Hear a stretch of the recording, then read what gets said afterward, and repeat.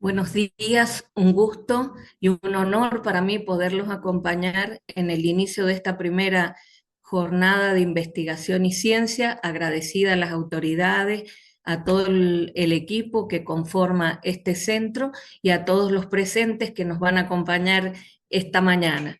Y bueno, les prometo, responderé lo que sé y lo que no para la próxima, pero ¿cuál fue la idea agradecida de esta propuesta? La ciencia, no solo ciencias duras, ciencias blandas y todo trabajo que hacemos comienza justamente con un tema de información, es decir, que nuestra información, independientemente del lugar en donde surja, va a ser material, va a ser fuente para las distintas disciplinas, desde las ciencias de la salud, las matemáticas, las físicas, la literatura, la seguridad, nos atraviesa de forma transversal a todas las disciplinas. Por ese mismo motivo, a veces pienso que se debería prestar más atención a cómo gestiono la información, porque justamente a partir de ello es cuál va a ser el resultado final que voy a obtener en el trabajo. Eh, Soy de forma muy simple y me pareció interesante hacer algo práctico para partir desde un hecho que uno lo puede ver muy casual o muy simple, pero no por ello deja de tener su valor. Yo dije, bueno, ya que estamos en distintas geografías, pensemos qué nos pasa en un día. ¿Cómo lo vemos a nuestro día y cómo lo vemos si accedemos a diferentes medios de comunicación? ¿Qué fue esto? Una selección sobre la base de colocar dos tapas de periódicos de Paraguay y dos tapas de Argentina sin ninguna, digamos, otra especificidad o variable. Esto es un día, esto es ayer, en algunos medios que tenían su versión electrónica y para que fuera más ágil y dinámica la explicación, pudiéramos verlo en sus versiones impresas. Si las miramos todas juntas o las miramos de forma separada o dividimos ABC Color, Última Hora Paraguay, Clarín, un diario nacional argentino, Los Andes, un diario de la provincia en donde vivo, Mendoza, vamos a ver cuatro realidades distintas. Esto es muy importante porque todos ellos se han manejado con información. Entonces yo me podría preguntar, bueno, pero como no toda la información es igual, no, no es toda la información igual, ni todos los medios tienen el espacio para todas las informaciones, y ahí comienzan a surgir una gran cantidad de detalles que más allá de que no nos vamos a demorar tanto en esto, pero sí es importante para ir, digamos, desde la periferia para llegar al centro y poder definir qué es la gestión y qué es la información. Si apreciamos desde un punto de vista visual, por ejemplo, los dos diarios paraguayos, ni siquiera en sus imágenes son igual, ni tienen en sus tapas, la marca está definida por un color y un logo isotipo diferente, las fotografías están manejadas de manera distinta, casi diríamos tenemos dos noticias diferentes, dos realidades distintas. En lo que respecta a los diarios de Argentina, por lógica, Clarín, que es nacional, va a dar un mayor panorama nacional, el otro, como es un diario local, va a darle preeminencia a uno o dos noticias nacionales y el resto locales. Bueno, ya tenemos otras diferencias, ya vamos viendo desde un hecho cotidiano, como es el acercarme a un medio de comunicación, aunque no lo tuviera en papel impreso, que lo tuviera de forma digital, no voy a estar llegando a la misma realidad. ¿Esto qué me debería hacer pensar entonces? Que la gestión de la información comienza a tomar un valor más que importante y que también se va a trasladar al ámbito de la ciencia, que es el tema central de esta jornada. ¿Por qué? Y porque empiezo a ver que voy a encontrarme con distintos elementos que van a hacer que esta selección de información va a ir pasando por distintos hechos que no van a ser todos los mismos, porque no va a ser lo mismo a nivel nacional que a nivel provincial o local, porque cada diario va a tener o cada medio de comunicación su línea editorial, que eso se va a ver reflejado en las informaciones que están en la tapa y cuál ocupó la primera página y cuál ocupó la última del periódico. Entonces comenzamos a ver que esto de gestionar la información ya deja de ser un hecho aislado para convertirse en un valor interconectado. Motivo por el cual, si vamos a hacer un trabajo, si nos vamos a ocupar de un tema, ¿qué vamos a hacer primero? Y definir el escenario sobre el cual estamos trabajando, porque no es lo mismo la sociedad actual que la de hace 10 años atrás o 20. Estoy frente a qué escenario, a un escenario que tiene nuevos paradigmas o modelos sociales, pero eso tiene su correlato también en nuevos paradigmas económicos, educativos, de seguridad, de todas las instancias que conforman justamente este cuerpo social. ¿Qué se me mantiene constante en este escenario de la sociedad actual? Justamente el cambio. Qué contradicción, ¿no es cierto? Lo único que está estable es el cambio, porque la sociedad está inmersa en un proceso de aceleración histórica y todo cambia todo el tiempo. Hoy sale al mercado una nueva impresora que va a imprimir con mayores puntos de definición que la de hace 3 meses, no un salto en el tiempo como desde la imprenta de Gutenberg en 1456 a la linotipo a finales del 1700. Por eso se nos aceleró la historia, porque antes pasaban cientos de años de una innovación a la otra. Todo tiene su correlato. No había necesidades sociales para que esos inventos se produjeran con antelación, porque hasta que no llegó la gente a la educación masiva y pública, no iba a tener público tampoco, por ejemplo, desde los medios de comunicación, para poder la gente acercarse a leer los libros.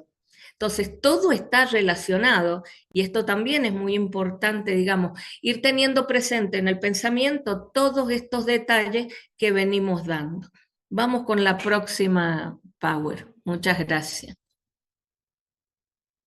Frente a este nuevo escenario de la sociedad, vamos a tener que plantearnos que no solo tengo una sociedad actual con un nuevo modelo, sino que también tengo Internet que vino y me ofreció, por una parte, una sociedad real, por otra parte, una sociedad virtual, y que va a tener sus características, pero que estas características de la virtualidad también se me van a reproducir en la sociedad real y esto va a ser muy importante porque ya vamos a ver qué cantidad de cosas, con un ejemplo muy práctico, me van a cambiar y que van a hacer también que esta gestión de la información deba realizarse con sus propios detalles. En la sociedad virtual yo estoy hiperinformado. Un pequeño ejemplo. Puse la palabra información. Encontré 3.100 millones de resultados en 0,49 segundos. Humanamente nos sería imposible realizar esta tarea con esta cifra y en esa cantidad de tiempo. Motivo por el cual ya vemos que la información resulta ser todo un tema, porque al momento de que tengamos que estar accediendo a fuentes de información y todo un proceso de metodología, de camino para seguir en nuestro camino de producir trabajo científico, este camino ya está diferente. Otra pregunta podría ser, y bueno, ¿cómo voy a elegir lo que más me sirva en estos 3.100 millones de resultados? Vamos viendo entonces por partes cómo este escenario de Internet y de la sociedad se transforma en una complejidad propia por sí misma. Por otra parte, este mundo de la sociedad virtual está caracterizado por la hiperinformación, la libertad y el anonimato, que muchas veces no nos juegan a favor, sí a favor de la libertad de que toda persona pueda escribir, ¿no es cierto?, lo que desea, pero también tiene su contrarrelato que al escribir de forma anónima podría estar perjudicando a otras personas, podría estar cometiendo ciberdelitos porque no le hace falta estar registrado. Esto de una forma muy sucinta, ¿no es cierto? Porque a los efectos de la exposición no es nuestro tema principal, pero sí ir dando detalles de cuál va a ser el campo sobre el cual nosotros estamos trabajando. No tenemos barreras de tiempo y espacio, tenemos un proceso de ubicuidad. Si una persona está en Paraguay, en la Argentina, en Estados Unidos, en Europa, en Medio Oriente, y está conectada a la misma página, al mismo horario, va a estar viendo exactamente lo mismo, por ejemplo. Ese es nuestro proceso de ubicuidad, que como seres humanos a nosotros no lo podríamos realizar, salvo que tuviéramos una proyección holográfica. Entonces eso hace también que no tengamos barreras de tiempo y espacio. Y vamos a hablar de algo importante y concreto al título de la charla, que es: contamos con informaciones reales, con informaciones que no son reales, que son apócrifas, y además con informaciones delictuales. Esto también constituye otro problema, porque al momento de cometer un ilícito, supongamos, breve ejemplo, una persona hace una estafa en el mundo real, entonces usted se ve perjudicado en su buena predisposición para haber hecho un negocio y además le falta el bien. Pero hay un grave problema: si a usted le realizan una estafa virtual, también tiene incidencia en el mundo real. Esto es, no es ciencia ficción, porque me estafaron virtualmente, pero voy al banco y no encuentro el dinero.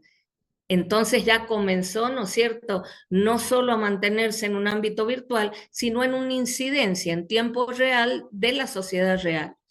Y vamos a hablar, y esto sí va a tener que ver más acotadamente, con lo que son las nuevas narrativas.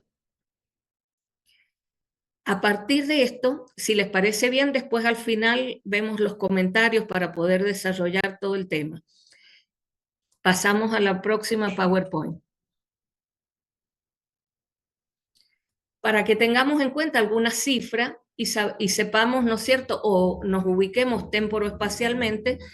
Si tengo una sociedad real y una sociedad virtual, bueno, ¿cómo está formada esta sociedad virtual? Aproximadamente hay 8.020 millones de personas en todo el mundo y acceden, ¿no es cierto?, a Internet 5.400 millones. Esto no significa que van a estar en todos los países en las mismas proporciones. Habrán países que tienen una gran conexión y otros que tienen unos grandes baches en poder conectar a sus habitantes. Pero a los efectos pragmáticos de la charla son cifras generales. Los usuarios mundiales de redes sociales son 5.000 millones y los usuarios mundiales de celulares 8.850 millones. Esto es un gran pantallazo para ver, bueno, tengo una sociedad real, una sociedad virtual, y esta sociedad virtual es inminentemente conectada, entonces no puedo, ni desde la ciencia, ni desde ningún otro aspecto que conforma la sociedad, no tener presente la influencia que tiene y también que va a ser un medio al cual yo voy a deber recurrir también, no solo para difundir el conocimiento, sino también como un acervo de conocimiento. Vamos a la próxima PowerPoint.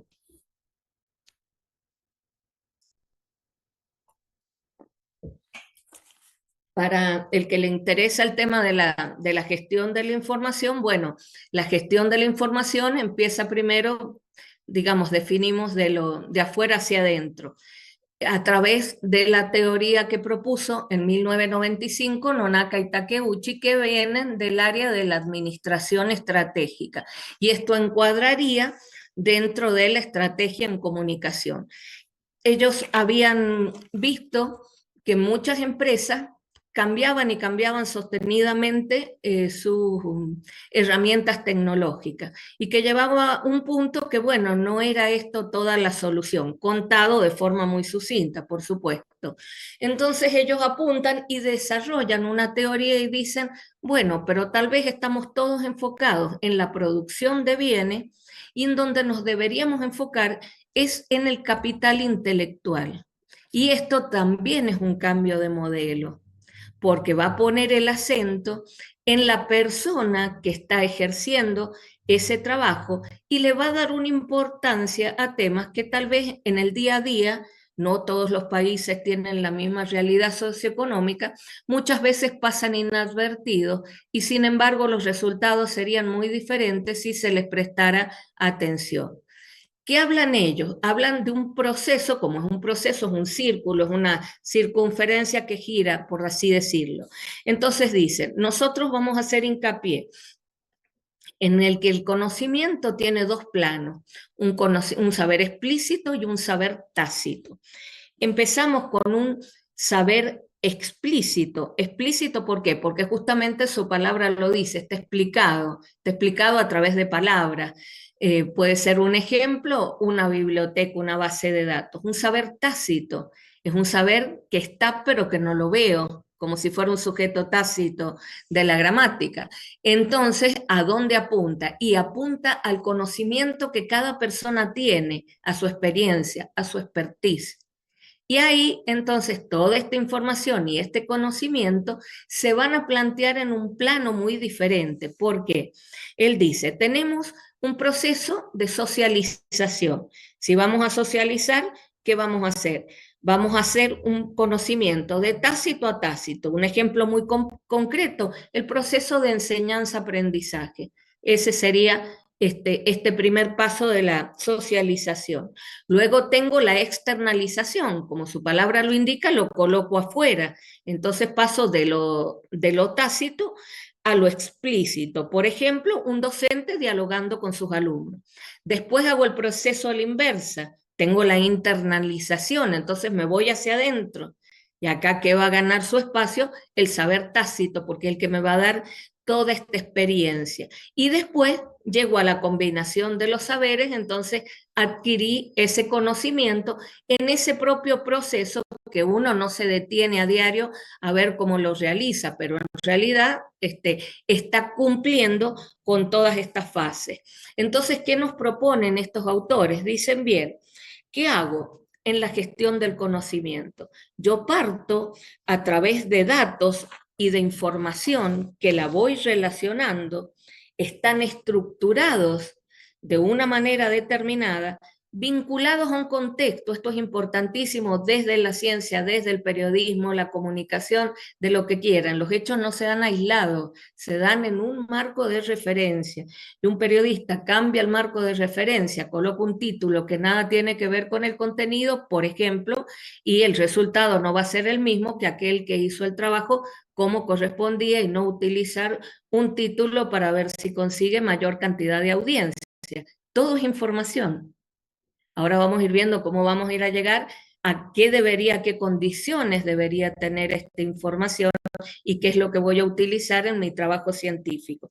Entonces, tenemos todo este proceso que se ha dado, que me va a constituir ese capital intelectual. Fíjense, ¿cuál va a ser todo ese capital intelectual? Y no va a ser el mismo para todos nosotros, porque cada uno también, además del conocimiento, de un conocimiento adquirido de forma tradicional, un conocimiento adquirido, por ejemplo, a través de una actividad que puede ser académica, pero no presencial, etcétera, etcétera, y su experiencia de vida, la experiencia no la puedo transferir. Entonces eso es lo que le va a dar las características especiales a cada uno de nosotros como personas y como profesionales, y que constituye un elemento distintivo. Lo que pasa es que en muchas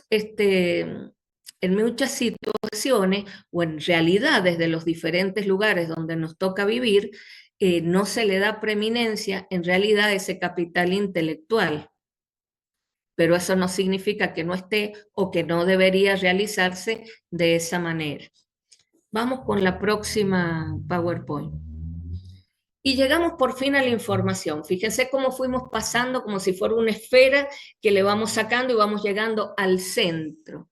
Yo tengo la información y muchas veces la gente dice, estoy comunicando, estoy informando. Y bueno, como vengo del área de la comunicación y del periodismo, me tomo la licencia y les comparto, que por supuesto que todos lo saben, pero viene al caso porque es nuestro tema. Cuando comunico, vengo del latín comunicare, coloco en común. Y si coloco en común, pongo en común, me da la idea implícita de que tengo dos polos y que estos polos se tienen que unir con algo que sería un puente. Ese puente va a ser la comunicación. Pero fíjense cómo hasta desde un punto de vista visual es diferente. Cuando voy a informar, que viene del latín informare, significa que voy a poner en forma. Y es muy diferente a comunicar, porque la comunicación habla de un proceso, de una esfera que va girando, una pelota que va girando. La información me va a hablar de un vector tiempo que corre de forma lineal. Entonces es muy fácil acordarnos. Uno es una circunferencia, el otro es una línea, motivo por el cual no va a cumplir las mismas funciones, porque ni desde lo gráfico es parecido. Esta información, que es un conjunto organizado de datos que constituyen un mensaje sobre un hecho. Eso es diferente, porque yo voy a poner, se produjo un hecho, por ejemplo, desde un punto de vista periodístico. Pasan el comunicado de prensa del evento de las primeras jornadas de difusión científica. Las jornadas se van a ir produciendo con una cantidad de hechos. Cuando yo los vaya a pasar como comunicado, que también tiene que ver con la difusión científica, porque este centro se dedica a temas de ciencia. Entonces también la ciencia debe comunicarse y vamos a ver cuál va a ser esa estrategia para hacerlo. ¿En qué nos va a resultar esto? Yo le voy a tener que dar una forma para contar desde la palabra. Cuando hago una crónica, narro, cuento, bueno, cuento, las jornadas abrieron un jueves en horario de la mañana, presente las autoridades, se fue desarrollando, y entonces voy siguiendo este vector tiempo de una manera determinada, que es muy importante y que no nos debe faltar nunca, sea el trabajo y la disciplina que investiguemos, el ámbito de la ciencia que se produzca, lo que fuere, que la información que yo tenga que usar debe ser confiable, pertinente y segura, porque si no, seguramente no voy a llegar a buen puerto en mi trabajo, porque todo trabajo tiene sus exigencias de bibliografías, de citas, de formas para citarla, y porque también alguien me tiene que contar, como lo hice yo ahora, miren, voy a hablar de la gestión de la información desde el ámbito de la administración estratégica, desde Nonaki Takeuchi, porque consideré, y es un ámbito en el que trabajo la gestión de la información, que es importante centrarme desde ese punto de vista. Podría en otra ocasión hablar de otro tema, pero también explico cuál es el punto de vista académico que sigo o la corriente de pensamiento, para que justamente el trabajo tenga la seriedad y la confiabilidad del que lo vaya a las manos a las que vaya a ir y la persona que lo vaya a leer. Todo trabajo tiene exigencias, una carátula.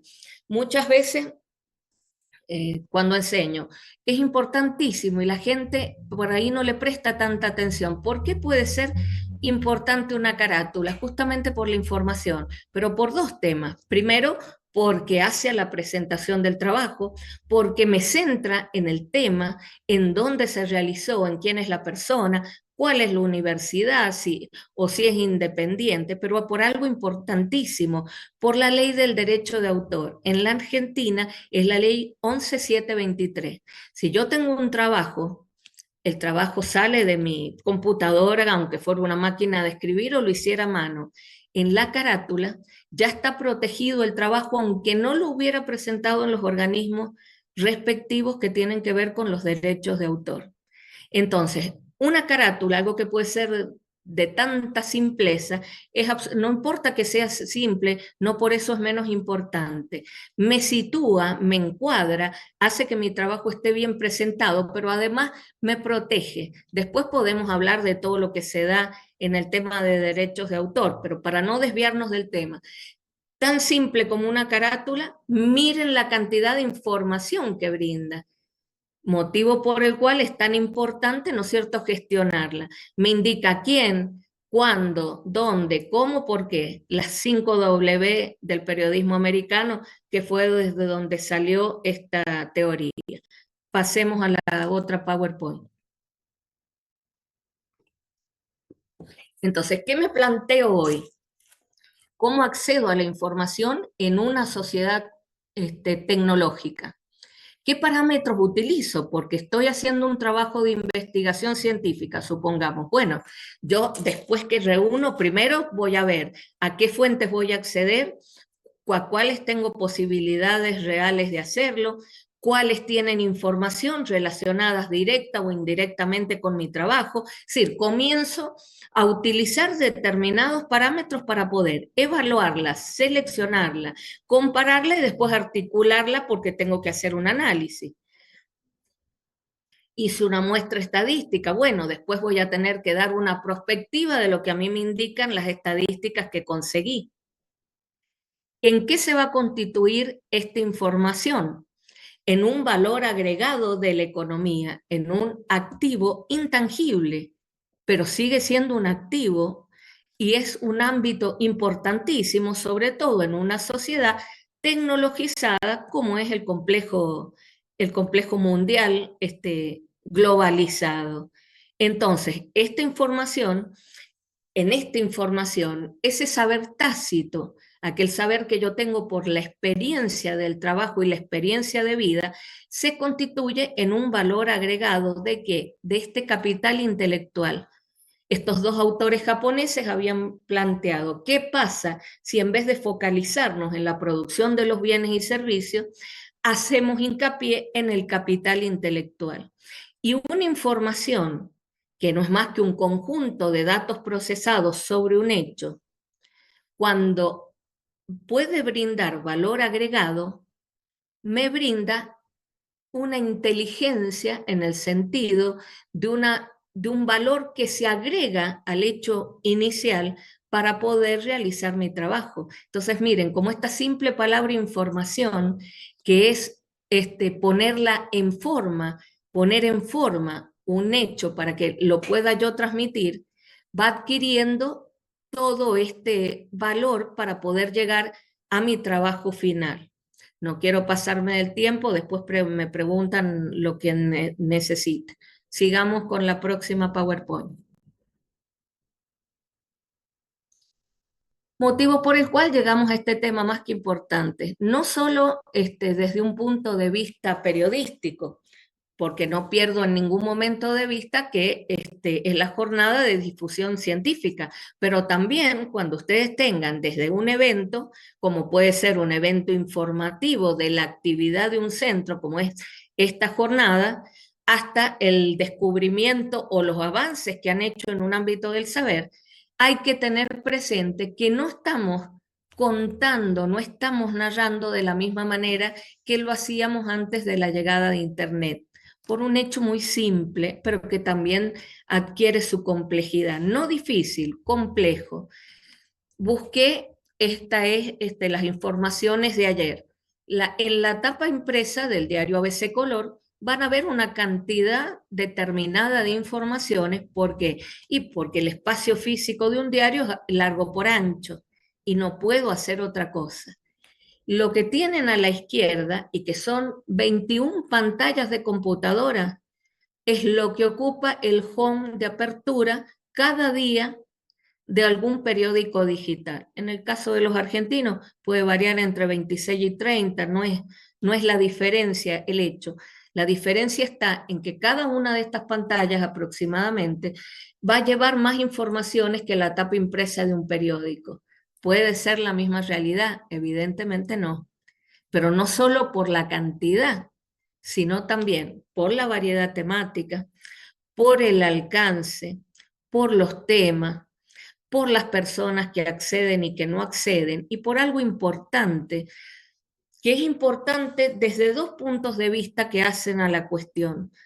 Como lector, y ustedes quieren compartir, ¿por qué se habla del periodismo científico? Justamente porque es una rama del periodismo que pone en contacto a los productores de la ciencia con un público al que van dirigidos y que tendrá que ver cómo va a extender ese puente para ponerlo en un código que sea compartido por ambos, que tenga mayor alcance, y no va a ser lo mismo un público masivo de un periódico que un público específico de una revista de medicina dirigida para médicos. Entonces ahí también tengo que ver cómo gestiono esta información, porque estas narrativas me están diciendo que el lector habitual o el lector tradicional de medios impresos, leía justamente en una línea del vector tiempo, en una recta de forma horizontal.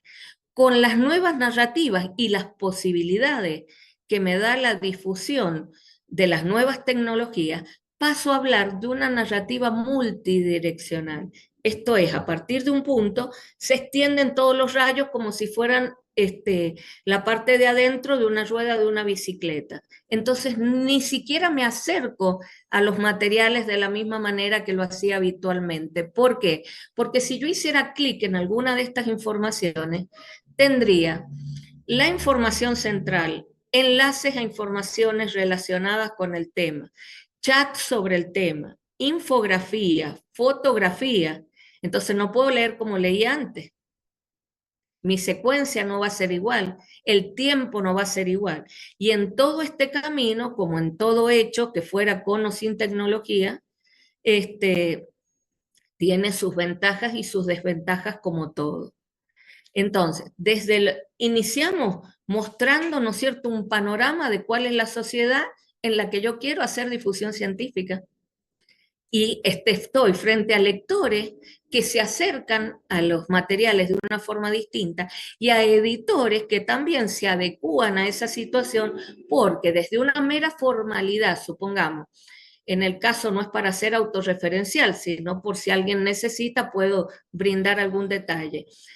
La revista, bueno, cómo la diagramo, cómo se arma, qué pasa con el diseño, y yo voy a tener que adecuar esa realidad también a lo que los lectores van a leer.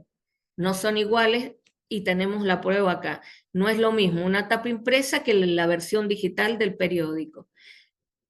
Un ejemplo simple, cómo empezamos nuestro día. Un día en un medio me pareció interesante porque estamos todos en distintas geografías, pero después el que tenga ganas puede hasta un poco jugar un ratito en internet y ver, ¿no es cierto?, esta realidad.